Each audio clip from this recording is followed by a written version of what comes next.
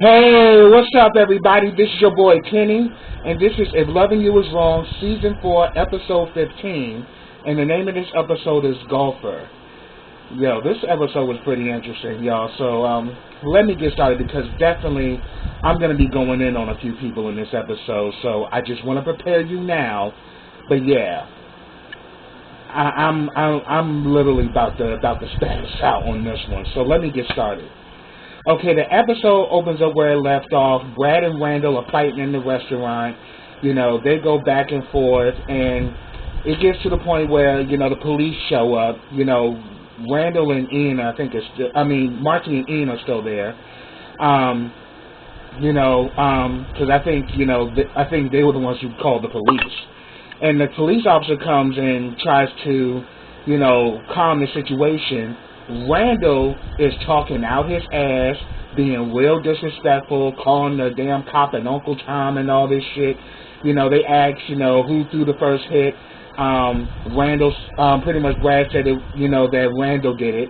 So I think like his complexion kind of played in his favor on this one, but then Randall's like, well, how did I get in the head on? Like, well, if I hit him first, then how did I get hit in the head with a bottle then? If that was the case. But then Marcy also adds to it and says that, look, he's been stalking me and he's put a device on my car, so that's probably how he knew we were here. I don't know. And she pretty much kind of said that, yeah, he's been a problem. So they let Brad go, but because Randall popping off at the mouth talking shit, they arrested Randall's ass, and I was like, good. Psycho Betty getting on my damn nerves, and I'm really gonna let his ass have it on this one too. But yeah, let's keep it moving. Then we actually see that Ian calls Marcy. They pretty much go back and forth about Randall and all of that, and he pretty much is saying that I didn't know it was that bad, and why didn't you tell me you were pregnant? And she was like, well, it was none of your business. That's why I didn't share that with you. But, but then she kind of like calmed herself and was like, okay, I need to be so harsh with you, but you get what I'm saying. She's like, yeah, I understand. But we can see that even though she's pregnant and all that, Ian is definitely really into Marcy. But until Ian makes it right for Kelly, fuck Ian. And fuck the horse he rode in on. And that's where I'm going with this. But it's cool that him and Marcy do have this connection. But when she found out that he this whole time knew that Kelly was innocent and he's just been sitting on his hands, the shit ain't gonna look nice. But he pretty much said that. But he pretty much tells Marcy that I can get him to stop. I'll talk to Larry. And I'll tell Larry how bad he is. But then Marcy's like, oh, believe me, Larry knows. Yeah, and Larry knows a lot about Randall that you don't even know, Marcy. Just saying, because the two of them are like some fuckboys from hell, if you ask me.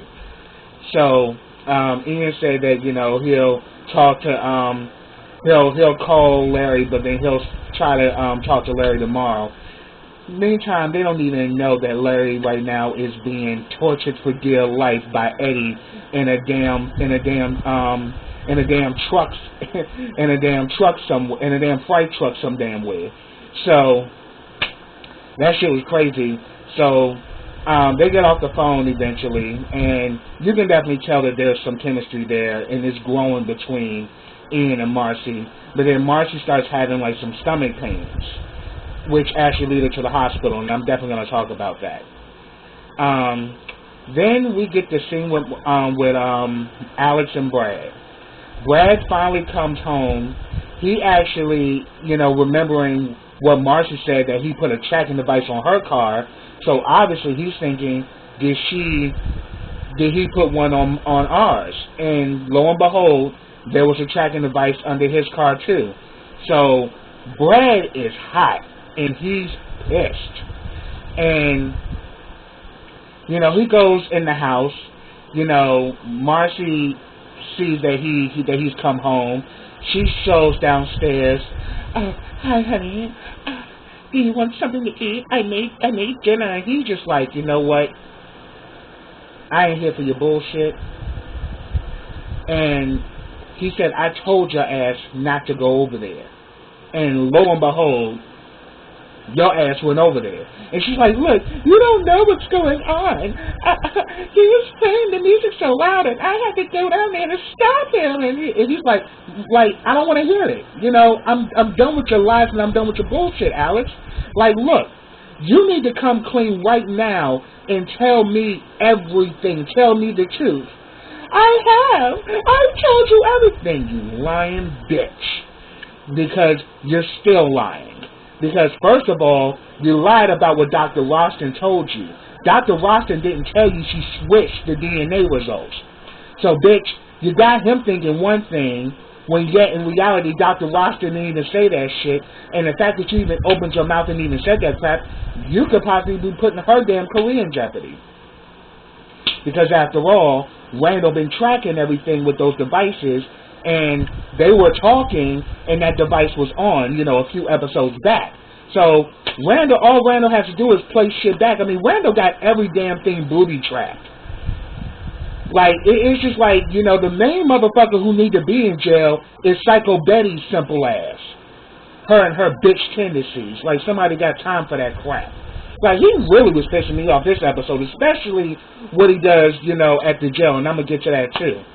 But Brad is really adamant. You need to come forth and tell me everything, because you give me one lie, big or small, I'm done with your ass. I'm like, Marcy, and I'm like, Alex, this is the time to stop being a lying bitch and tell the truth. But we know Alex is wired to be a liar, so she's just going to keep, I told you everything, I haven't lied about anything. But then she's like, well, do you want this? She's like, Alex, I don't want no damn dinner. I just want to go to bed. Well, are you coming to bed? Like, no, I'm sleeping on the couch. So, you just see her looking all simple. Okay. Like, that's why I can't stand Alex bitch ass, because she's always playing the victim, and it makes me sick. Ugh! She blows me. Like, it's just insane. Like, girl, you caused all of the drama that is happening right now. Everything that has happened has been spun by her and Randall's relationship. And it's affected everybody involved in one way or the other. And yet you still playing the victim as if, like, things just happened to you. No, boo-boo. You willfully was going over there riding that black meat up in that shed. Take responsibility with your simple ass. Oh, she gets on my nerves. Okay, let me move on. Then we get damn Esperanza and Steven. Now, Esperanza is a little cum slut, because here it is. She comes home, you know, she pays the babysitter, she checks on her daughter, and then she sneaks, you know, Steven in the house. She sneaks Steven through her bedroom window, and she kind of gets all aggressive with him and just literally, you know, straddles on top of him and starts riding him and telling him, don't touch me. Don't, you know, just being real dominant and everything. But then the next thing you know, the very next morning, she on some bullshit. You know, you need to leave, you need to go, and, you know, you know, like, and we see that Stevens has caught feelings for Esperanza, but Esperanza is saying that, look, this is just sex. This is just sex. You know, you just need to leave. Why are you always making everything difficult? Just get up and go. Just leave. Just go. And I'm like, you are such a disrespectful bitch, Esperanza. Like, for real. Like, the man gave you the man literally came back. Not only did he buy you dinner and bought you drinks, but he came back and gave you some of that meat that you know you wanted, and now you acting brand new in the morning. And it just got to the point where Steven just had enough. He's like, man, I don't know what it is with you. You know, I really want to get to know you. And she's like, you do know me, Steven. Like, no, I know the face that you show the world. I'm like, call her ass out that she's fake as fuck, because she's always putting on an image about herself, but the person who she is, she keeps guarded. And he says, I want to know the person at the heart. I want to know that person. That's who I really want to get close to. And he's like, I really got feelings for you. And she's like, look. And she says, well, fine. You know, and she's like, you know, for somebody who's had feelings, you sure as hell didn't have any problems, you know, getting up in here to get some. He's like, well, yeah, I had something up. Yeah, you was dangling something in front of me. I came up in here and I wanted it. And he's like, oh, so it's all about sex? And she's like, and he said, this is what you wanted. Like, you're a walking contradiction. One minute you just want to fuck, and then the next minute, you know, you want to be in your feelings and all in your emotions.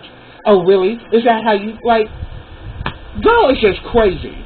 And it's not surprising because you had a child with Eddie, of all people. So the fact that you even been with Eddie all this time, and she's been with Eddie ever since she was a teenager. So we can say that, yeah, she screwed up because every guy she's had after Eddie has ran off. So it's to the point where, you know, they pretty much said that, you know, we're not going to do this no more. I'm over it. You know, obviously, you know, Esperanza can't handle it. And Esperanza just being extra.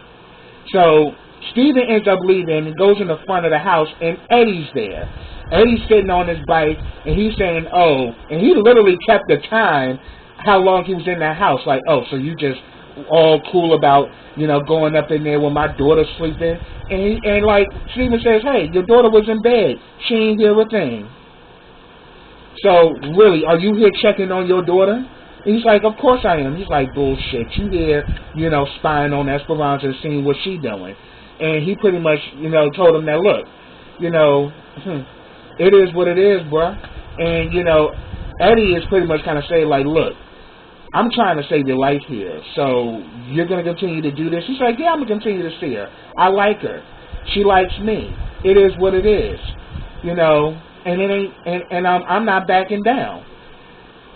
He's like, if anything, I'm just trying to let you know the deal. But Eddie's like, yeah, but I'm trying to tell you, you know, I'm trying to spare your life right now. That's all I'm saying. And then the next thing you know, he was like, okay, fine, you know, you can get up out of here. And then all of a sudden, you know, Eddie, like, he's about to walk to the house. He's like, oh, what the hell you think you're doing? He's like, oh, I got some issues here. He said, Steven's like, I ain't leaving until you leave.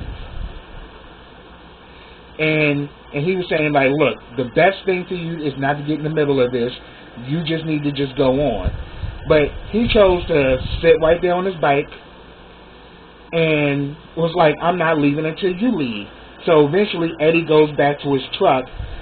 Stevens leaves, but as Steven is leaving, we see this big black van come behind Steven, and then we see Eddie pull off. So I think Eddie done got some goons to get rid of Steven. So we're going to see what's going to happen with that. Then we had a quick scene with Natalie and Lucian. They're talking about Kelly's case and about, justice. And, you know, when Lucian had told Natalie that, I told her that we'll take justice if Kelly gets convicted. Oh, that damn Natalie flipped. I already got 3 kids, and oh my God, like, why would you do that? And, and then she also went through Lucian's files and finds out that she had a public defender. So she asked him questions that she already knew the answer to, because Natalie's nosy as hell. So she said, I went through your files. She's like, oh, the one that said private? Yeah. And he seemed like he's good, but you need to get her a better lawyer. And yeah, and she said, so pretty much Lucian was like, so what the issue is? Like, you got an issue with her being in jail, or issue with her, or the issue the fact that we might take justice on? She's like, I got an issue with both of them. That's why you need to get her a better lawyer. And she kind of said, like, look, you got the money, Lucian. But she said that, look, but he said that, look, some public defenders are good. So we just have to see what this guy can do. But yeah. But then I'm like, okay, but then my whole issue is this with Natalie, now, you got issue with the fact that you might have to take justice, but bitch, Kelly wouldn't have been able to kill Travis, you didn't give her the gun. So you're partly, responsible for the fact that Travis is dead, because you gave her the gun and yet she used the bullets. So, bitch, why wouldn't you fucking take on justice? I think that would be the most proper thing to do, since you decided to get her into this shit. But that damn Natalie's a mess. So I'm just like, and Lucian was like, man, I'm going back to bed. So that was pretty much over. That was pretty much so pretty much she was over it. Then this is the scene that gets me. Randall's ass. And this only happens in Tyler Perry world, because in normal situations, a person who's about to get out of jail or a person who's about to be transferred is never going to be sat right in front of another prisoner. You know. But hey, this is TV land, so we're gonna go. This is Tyler TV land, so we're gonna go with this. So they pretty much, Randall gets out of jail, and he had to go through processing. So they sit him on a bench, and the bench is right in front of Kelly's cell. So tell me why the hell Psycho Betty, and all of her bitch tendencies, decides to start some shit with Kelly. And was like, oh, you killed him, huh? Yeah, and then you bought that house trying to keep him and everything, and look how it all turned out. And he says that, oh, I was there, I actually saw, Travis and how you guys interacted. I mean, I know all about it. I mean, and after all, you know what I do, right? I always testify on different cases. I'm a psychologist, so I'm not on this case, but I can always call the DA and ask him to put me on it, and I can just tell everything. Tell about how you lured them over and how you were a cougar looking for a younger man, and as soon as things didn't go your way, you started getting aggressive and you decided to kill him. And then says like, and oh, your son, he's gonna be an orphan. You don't care about him, but I think all you care about is that gun. And he just kept antagonizing her, kept playing with her head, and I'm like, if any person that should not have been near Kelly, it should not have been Randall, aka Psycho Betty's ass. Psycho Betty should have been in a motherfucking straitjacket somewhere, not in front of a prisoner where he can kind of fuck with her head, because she's already spent, because she's been in jail. She's in holding, so she hasn't been convicted. So the fact that he keeps antagonizing her and keeps, he keeps messing with her head, she snaps, and I'm like, that is exactly what he wanted her to do. And I'm like, Kelly, you dumb ass. Because she's like, because then she got to the point, she's like, shut up, Randall, leave me alone, shut up. And, when he started talking about, oh yeah, all you cared about was that gun, and dang, you got two men, Ramsey and Travis, all dead at your doorstep. I guess you kind of like the Black Plague when it comes to men, huh? And then she kind of said like, yeah, and if I had the gun, I would have shoot your damn ass just like I did Travis. And then all of a sudden, Randall was like, look above you, baby. Yeah, you just made their job so much easier. You dumb. And I am good. I'm like, see, this motherfucker needs to be... Randall needs to die. I'm sorry. Randall is doing too much that it has really disturbed my spirit. I need Randall to go. If not kill him, put him in a psychiatric ward with a straitjacket and let him bump, from wall to wall. Give him that. But Randall gotta go. Like, he is doing entirely too much. It's to the point where it's just becoming painstaking to watch his ass. And I'm just saying, like, Kelly, you dumb ass. Didn't Esperanza and Lucian told you to keep your fucking mouth shut? Why were you even talking to him? You should have just blocked him out, but he knew he was getting in your head, and he knew he was messing with your emotions, so he kept antagonizing you till you flipped. And now you done made a damn confession, which now they can convict you on. Alright, moving on. Whew. Then, here was, I was thinking that Eddie was going to be following Stevens, but we know a black van is following Stevens, so something about to pop off. But Eddie pulls up to the actual freight truck where he has Larry still chained up. Larry has been beaten, bruised, and abused. Beaten, bruised, and abused. And he is just through. He's like, Eddie, let me go. You've had your fun. Let me go. And he's like, see, that's the thing. You really think that this is all a game. I don't play fucking games. I am an actual killer, dude. I get off on killing people. Like, you just didn't know who you was fucking with. But you're going to learn the game. Like, Eddie just gave no fucks. And it was just so hilarious of how,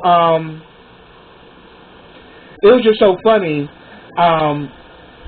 you know, how he just does not care. And it gets to the point, like, yo, shout out to Donovan Christie, because he was, Donovan Christie Jr., that is.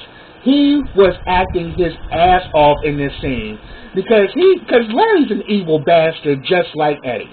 But it's getting to the point he's literally breaking, you know, Larry down, and Larry's like, look, we could work something out, He's like, what? He's like, I can give you anything you want. He's like, man, I don't want nothing from your ass. Like, Eddie just don't fucking care. Eddie's like, look, I really just want blood, and I just want to continue to bring you pain and torture and you know, and humiliation for as long as I want. So he's like, I'm not ready to let you go yet. You just gonna be here. And that's if I decide to let you go. So, next thing you know, we see Larry starts crying, and he's like, please, I'll do anything, please, just let me go, And he's like, oh, no, I think we need to come back and play with, you know, the bag again or whatever. So he's like, no, Eddie, please, no. And then he literally puts the plastic bag over him and pretty much suffocates him and then makes him pass out like he did him. And then he's like, I'll be back later. And he just kicked his ass, walked on his ass, and left. I'm like, see, that damn Eddie got too much bullshit going on. But hey, Larry, you decided to play with his ass, and now you done let the monster come out, because now you see Eddie is far more sinister and far more evil than you. And like, it is kind of funny seeing Larry trying to debate with him, like, look, you know, I understand, you're just like me, I get you, I understand. He's like, man, fuck that. And he's like, dude, and he's like, but look, you need to let me go, I'm an important person, people are looking for me. Well, yeah, the people in the press conference, yeah, like, you know, the family. Oh, yeah, and also Randall did admit that, yeah, he know the Kane family and all this bullshit. And I'm like, see, now Randall was Team Travis. So now, yeah, he is trying to railroad Kelly just like everybody else is. And I'm like, yo, that's why I said, yeah, Randall gotta go.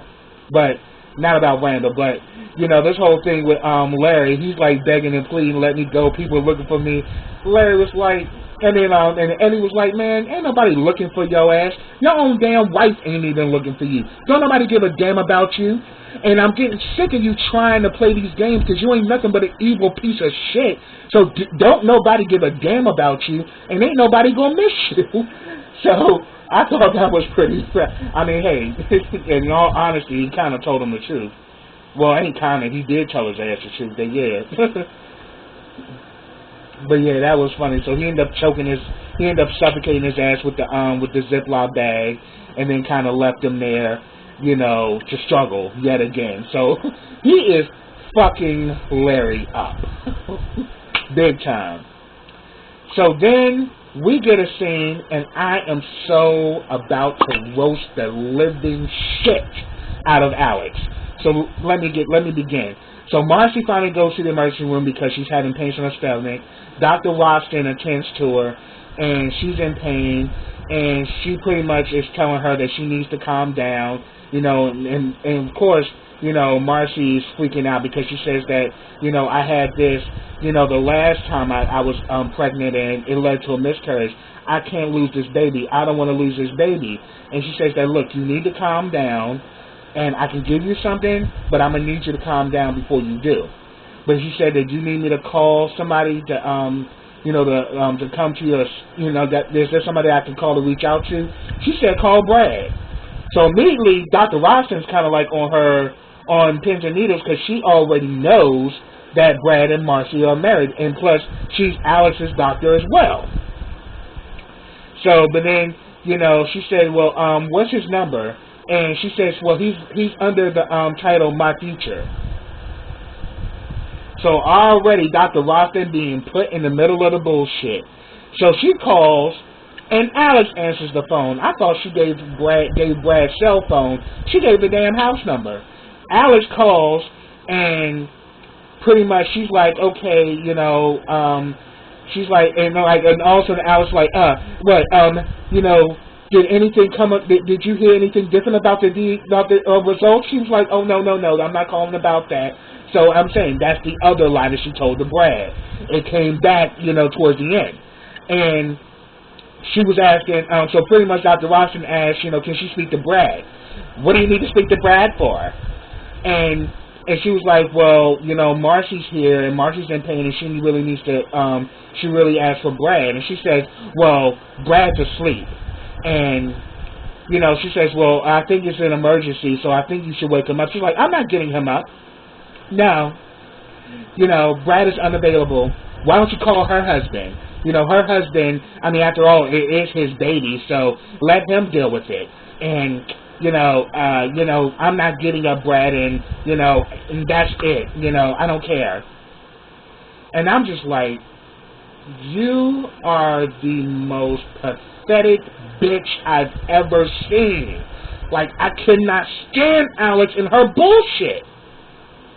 Like, bitch, you mad that Brad has a connection to Marcy, but bitch, you started this. And yet you're still trying to play the victim, which is why I can't fucking stand you. Yo, if they kill Alex, this show will be so much fucking better. Because sometimes I just cannot.